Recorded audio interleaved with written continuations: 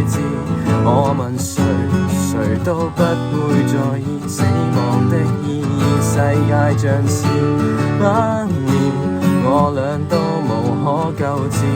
我但求乘風飛到別處，再重新開始。願你可以給我寫首詩，紀念我們約會過6次。我沒法想像看過的童話故事，有陣時成長不過是個悲劇的開始。我做過的事沒太多是有意義，接近誰誰都不會快樂，這些我都知。願我可變歡笑的天使，我們便會每日見10次。